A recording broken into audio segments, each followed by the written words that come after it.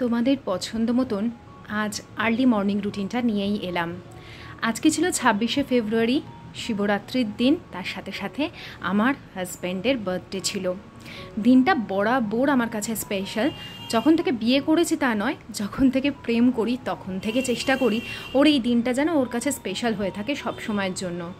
আমার যেটুকু যখন সামর্থ্য থাকতো তাই দিয়েই ওকে কিছু না কিছু আমি হয় করে খাওয়াতাম, আর না হলে ওকে কিছু না কিছু গিফট কিনে দিতাম। এবারে আমার মাথার মধ্যে খুব চিন্তা ছিল কি করব, কারণ একে তো শিবরাত্রির উপোস থাকবো সকাল থেকে। আমি দুপুরের পরে মোটামুটি জল ঢেলে নিই প্রত্যেক বছরই, কিন্তু যেবার করি একদম পুরোপুরি রাত পর্যন্ত করি, কিন্তু এবার সেরকম কিছু ছিল না। তো যথারীতি আমি সকালবেলা যেরকম প্রত্যেক দিন ঘুম থেকে উঠে আগে বাসি ঘরদোরগুলো ঝাড় দিয়ে মুছে ফেলি। তার আগে হয়তো কখনো কখনো যে জামা কাপড়গুলো থাকে সেগুলোকে ভিজিয়ে দিই, কিন্তু এটা আমার বহু বছরের অভ্যেস বলতে পারো। ঘুম থেকে উঠেই জাস্ট যে নাইটিটা থাকে বাসি নাইটিটা রাতে, সেটা চেঞ্জ করে একটা পরিষ্কার নাইটি পরে নিয়ে ঘরটাকে ঝাড় দিয়ে মুছে ফেলা। আমি কোনো ক্রমে বাথরুমে যাই, মুখ হাত পা ধুই, ব্রাশও করি না, আগে এই কাজটা করি। এটা একটা আমার অভ্যেস। এই কাজটা হয়ে গেল আমার মনে হয় যেন আমার চারপাশটা শুদ্ধ হয়ে গেল।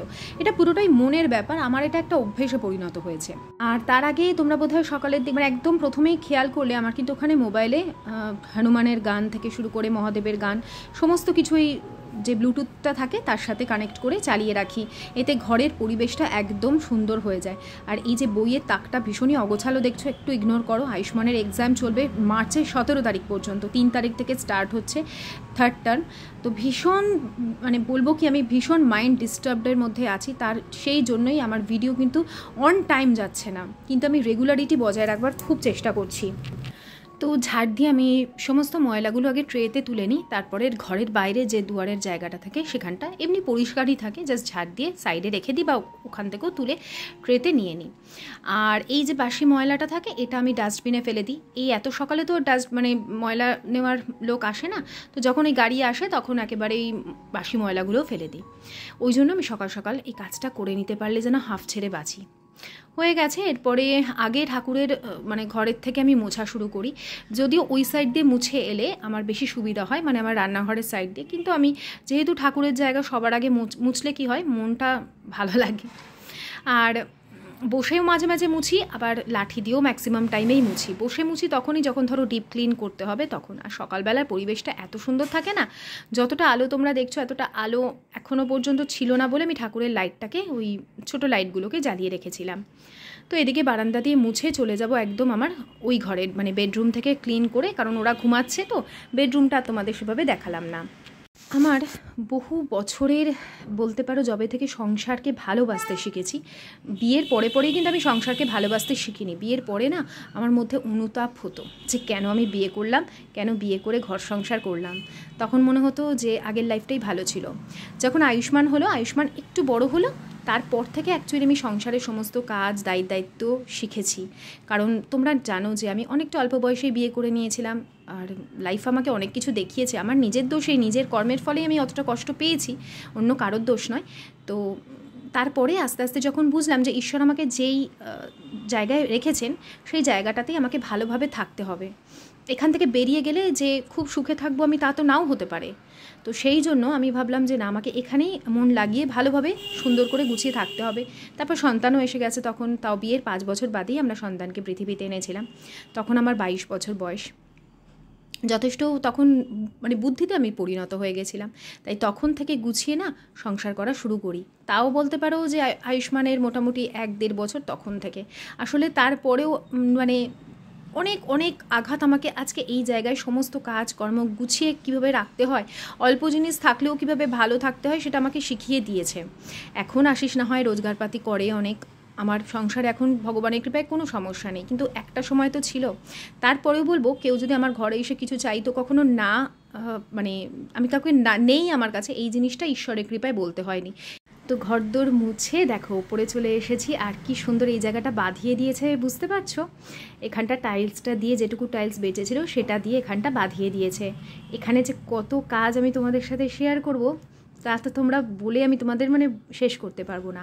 আর সকালের দিকটা এই সাইডের আমার ঘরটা এত শান্ত থাকে, এত নিরিবিলি থাকে, মনে হবে যেন আমি আমার এই শহর থেকে অনেক দূরে আছি।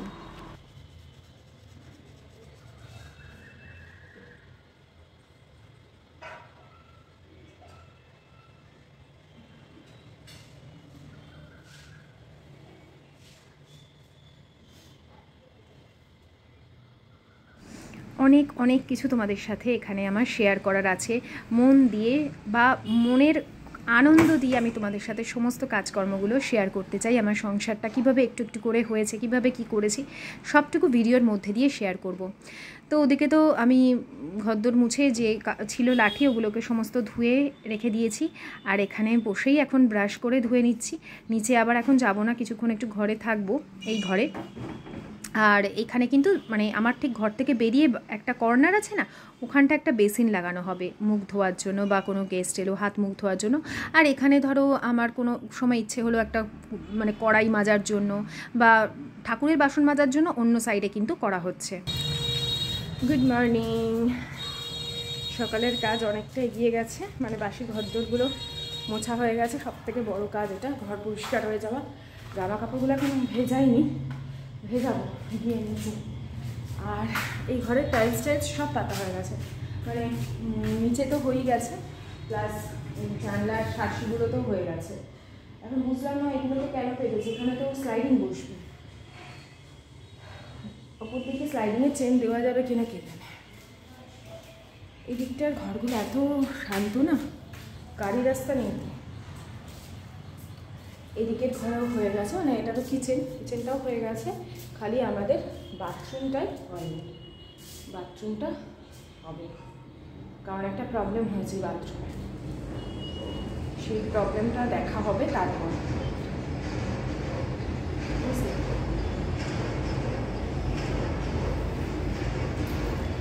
জল কোথাও থেকে একটা লিকেজ হচ্ছে, বোঝা যাচ্ছে না সেটা কোথা থেকে। দেওয়ালের উপরে মানে জলের হচ্ছে, দাগ হচ্ছে। এখন ওই দিকের মায়ের মানে ওই বাথরুমের মায়ের বাথরুমটায় কোনো একটা হয়তো হতে পারে, কল হয়তো খোলা রয়েছে, মানে লাইন খোলা রয়েছে। লাইন তো হয়ে গেছে না, ভেতর দিয়ে লাইন খোলা রয়েছে। আবার মায়ের ভেতরে পুরো বাথরুমটা দেখাই তোমাদের, পুরো টাইলসও হয়ে গেছে। ওই বাথরুম হলে ফাটাফুটি আবার করতে হবে। এই দেখো বাথরুমের পুরো টাইলসও বসে গেছে।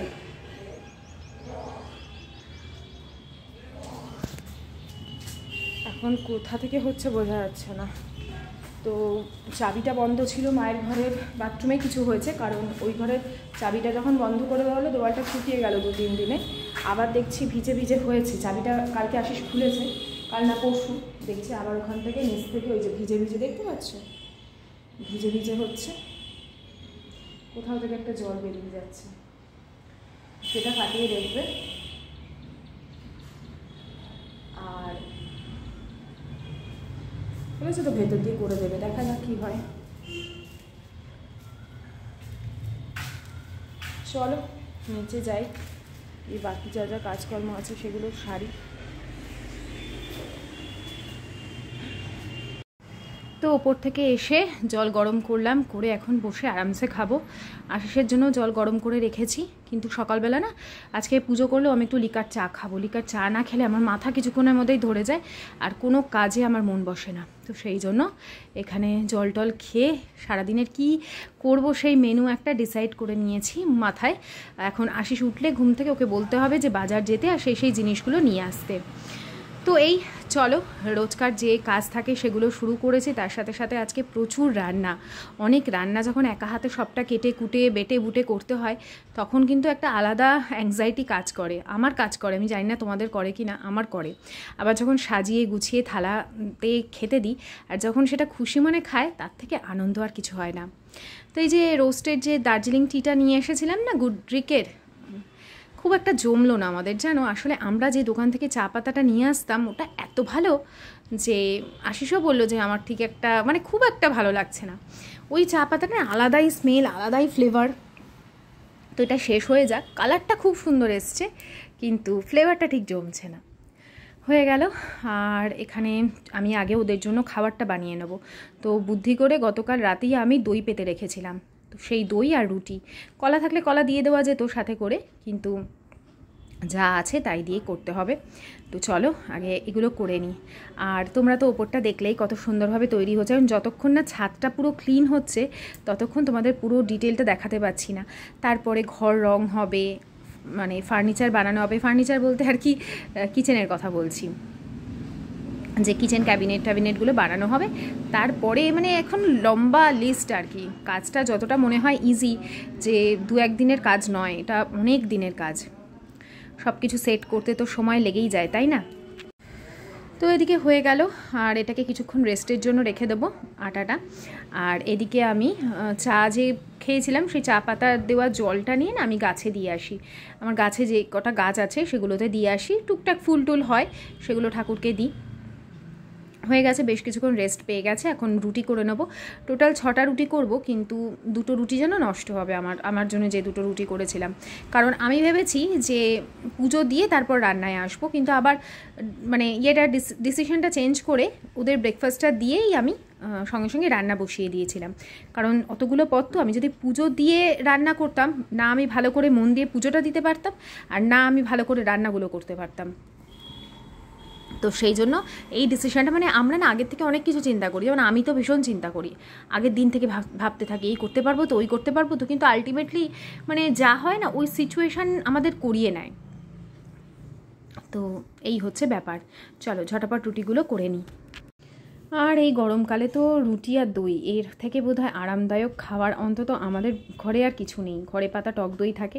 তোমরা অনেকেই আমাকে বলছো পায়েল টক দইটা কীভাবে বানাও শেয়ার করো। আসলে অনেক নতুন নতুন বন্ধুরা আসে তো তারাই বলে, বহুবার মোটামুটি তোমরা রোজই দেখতে পাবে আমি কিভাবে টক দই বানাই। হ্যাঁ, যদি চ্যানেলটা একটু মানে ফলো করো তাহলে কিন্তু অনেক কিছু তোমরা, যেগুলো আমি দেখাই প্রত্যেক দিনের ব্লগে, যেটা তোমাদের মনে হয় নতুন, হয়তো সেগুলো আমার সবই তোমাদের আগে শেয়ার করো। ওকে দই দিয়ে দিলাম, অল্প চিনি দিয়েছি, ঘরে পাতা দই এটা। আর এখানে রেখেছি আশিস খাবে, আর আমি পুজো পাঠ করে উঠে তারপর খাবো। দই আর রুটি, আর কিছু সকালবেলা করিনি, কারণ আজকে অনেক কিছু রান্নাবান্না আছে করার। এ বাবা খেয়ে নে। হ্যাঁ, আজকে তো আশিসের বার্থডে, আর নিরামিষ পদই করবো। নিরামিষ পদ করলেও অনেকগুলো পদ করবো। ওখানে আমি যে ভালো চাল যেটা, সেটা ভিজিয়ে দিয়েছি। পায়েস এবার করছি না, আশিস বারণ করলো, কারণ একটু দাঁতের সমস্যা হচ্ছে, তো ভেবেছি ফিরনি করব। তো একটা দুধ আনতে বলেছে, আর ওই চালটা ভিজিয়ে রেখেছি, একটু তুলে রাখতে হবে, ফিরনি করব। আর তার সাথে থাকবে নর্মাল ভাত করব, পোলাওও করব। ভাত, পোলাও, 5 রকম ভাজা, পনির, আর যদি ধোকা পায় তাহলে ধোকা করব, না হলে কিছু করার নেই। আর মুগ ডাল করব। ভাবছি এগুলো এখন আপাতত যেগুলো ঘরে আছে রান্নাটা বসিয়ে দিই, তাহলে আমার বেশ কিছু হয়ে থাকবে, আর যেটুকু বাকি থাকবে সেটা আমি পুজো করেও করতে পারবো। এখানে পোলাও হয়ে গেল, প্রেসারে পোলাও করে নিয়েছি। এখানে মুগ ডালটা ভাজছি, সবজি দিয়ে মুগ ডাল হবে। আর এখানে পনিরের একটা মানে সাদা সাদা করে করার ইচ্ছা আছে, সেই জন্য এখানে আপাতত নিয়েছি পোস্ত আর কাজু। কাজুগুলো তুলে নিতে হবে, আগে পোস্তটা গুঁড়ো করে নিতে হবে, নাহলে কিন্তু পোস্ত বাটা যায় না। তারপরে কাজু দেব, আর এর মধ্যে টক দই দেবো, দিয়ে একটা সাদা সাদা মতন পনির করব। ফিরনি বানালাম এটা, এই যে এগুলো সঙ্গে সঙ্গে কিন্তু গরম থাকতে থাকতে দিয়ে দিতে হবে, কারণ এটা জমবে তো। আর মানে এখন ফ্রিজে এটা রেখে দেবো, ঠান্ডা ঠান্ডা ফ্রিজের থেকে বের করে খাওয়া হবে। আমি এলাইচি ফ্লেভারের করেছি, বাদাম টাদাম দিয়ে।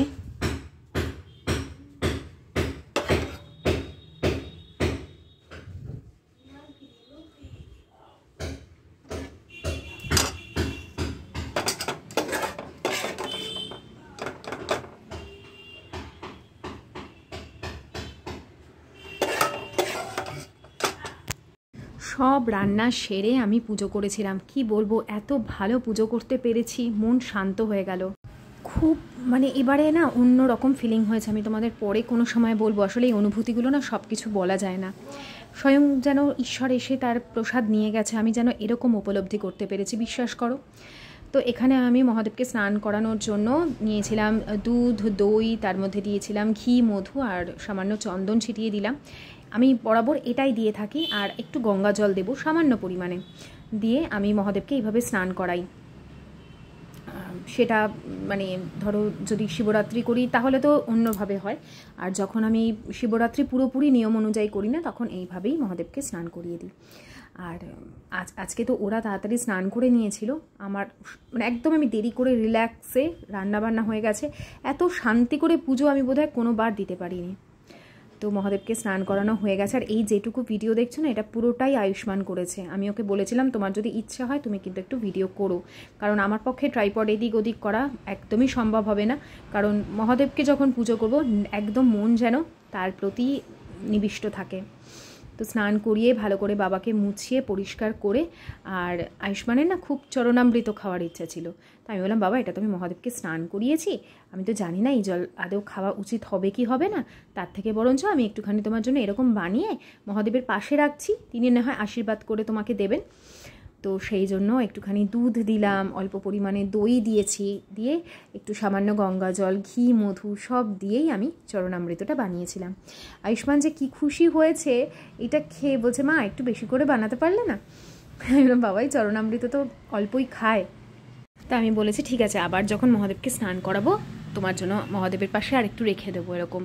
তো এই যে প্রথমে দুধ দিলাম, তারপর এখানে দই দিচ্ছি, যা যা মহাদেবকে আমি স্নান করিয়েছিলাম, এটা দিয়ে স্নান করাইনি, সেম জিনিস আর কি, ঘটির মধ্যে করে নিয়ে মহাদেবের পাশে রেখে দিয়েছিলাম।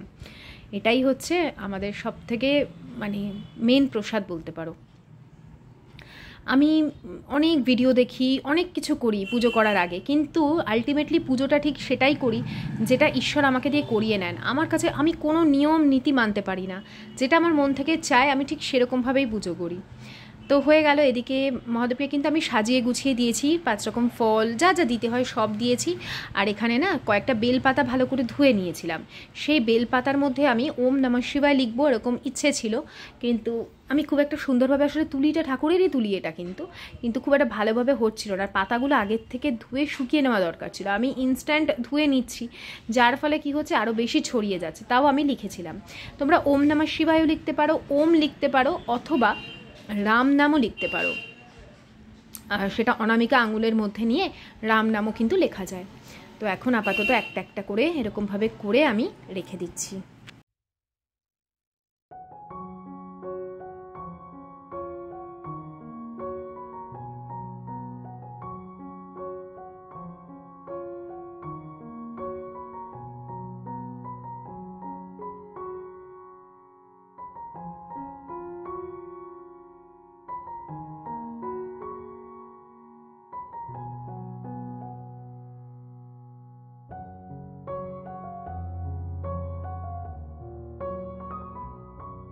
गुरुरेव परब्रह्म तस्मै गुरवे नमः। अखण्डमण्डलाकारं व्याप्तं जलचराचरं साक्षीभूतं भवातीतं त्रिगुणरहितं सद्गुरुं तं नमामि। ओं खड्गशूलतनुं गजेन्द्रवदनं लम्बोदरं सुन्दरं प्रसन्नं मदगन्धलुप्तमधुकपालकण्डस्थलं दन्ताघातविदरितारिरुधुरै सिन्धुदशोभाकरं वन्दे शैलसूताशुतं गणपतिं सिद्धिप्रदं कामदं देवेन्द्रमौलिमन्दारमकरन्दकनारुणा विज्ञानहरस्तु हेरम्बोचरणाम्बुजरे नव एकदन्तं महाकायं लम्बोदरगजाननं विघ्ननाशकरं देवं हिरम्बं प्रणमाम्यहम्। ॐ नमः शिवाय, ॐ नमः शिवाय, ॐ नमः शिवाय, ॐ नमः शिवाय, ॐ नमः शिवाय, ॐ नमः शिवाय, ॐ नमः शिवाय, ॐ नमः शिवाय, ॐ नमः शिवाय, ॐ नमः शिवाय, ॐ नमः शिवाय, ॐ नमः शिवाय। স্বভাব ক্রূর এবং প্রাণী হত্যাই তার আনন্দ। একদিন সে ব্যাধ শিকার করতে গিয়ে এ বন সে বন ঘুরে একটাও শিকার পেলে না। বাধ্য হয়ে আরো গভীর বনে সে ঢুকলো। এমন সময় সে দেখতে পেলে একটা হরিণ, তখনই তাকে মেরে ফেলতে। সেই মরা হরিণটা কাঁধে নিয়ে বাড়ির দিকে চললো। যেতে যেতে রোদে ক্লান্ত হয়ে একটা গাছতলায় শুয়ে পড়ে ঘুমিয়ে পড়লো। যখন তার ঘুম ভাঙলো দেখলো সন্ধ্যা হয়ে গেছে। অন্ধকারে চারিদিকে কিছুই দেখতে পেল না। হাতড়ে হাতড়ে একটা বেল গাছ ধরে তার উপরে উঠে হরিণটাকে একটা ডালে বেঁধে নিজেকে একটা মোটা ডালের সঙ্গে ধনুকের দড়ি দিয়ে বেশ করে বেঁধে জেগে বসে রইল। সারাদিন তার এক বিন্দু জলও খাওয়া হয়নি, হয় নাই। শিকারের জন্য খিদে আর তেষ্টায় তার চোখে জল এলো। শুকনো বেলপাতা তার চোখের জলের সঙ্গে ঝরে ঝরে নিচে পড়তে লাগলো একটা শিবলিঙ্গের মাথার ওপর। কারণ ওই গাছের তলায় বহুকাল হতে শিবলিঙ্গ মূর্তি ছিল। সুতরাং তার চোখের জল সহ শুকনো বেলপাতা সেই শিবলিঙ্গের মাথার উপর পড়ায় প্রকারান্তরে তার শিব চতুর্দশীর ব্রত করা হয়।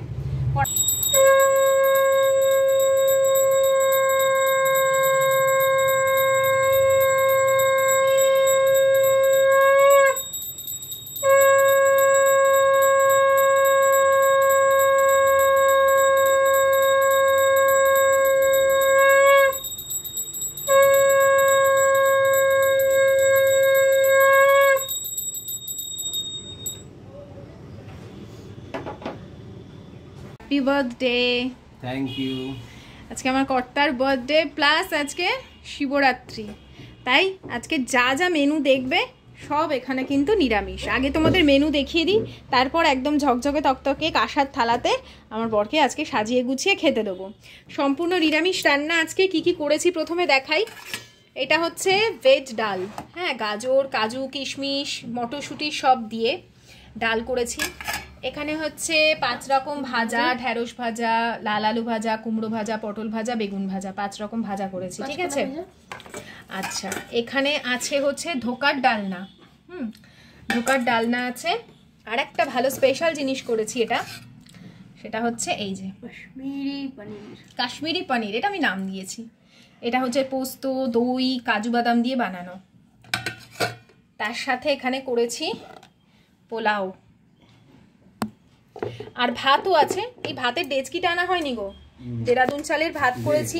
এখানে হচ্ছে সাদা ভাত, এগুলো পুরো সাজাবো তারপর আবার তোমাদের দেখাচ্ছি। তার সাথে আছে এখানে টমেটো কুল দিয়ে চাটনি। হ্যাঁ, আর একটা স্পেশাল জিনিস বানিয়েছি, দাঁড়াও তোমাদের দেখাচ্ছি। এটা হচ্ছে ঠান্ডা ঠান্ডা ফিরনি। তো এখান থেকে কিন্তু গতকাল একটা ভিডিও তৈরি করে আমি তোমাদের সাথে শেয়ার করেছিলাম। আসলে একেবারেই কামাই করতে চাইছি না, আর তার থেকেও বড় কথা তোমাদের কাছে এলে না মনে হয় যেন, মানে না এলে মনে হয় যেন কি আজকে আমার মিস হয়ে গেছে। তোমাদের সুন্দর সুন্দর কমেন্টগুলো পাই না, ভালো লাগে না।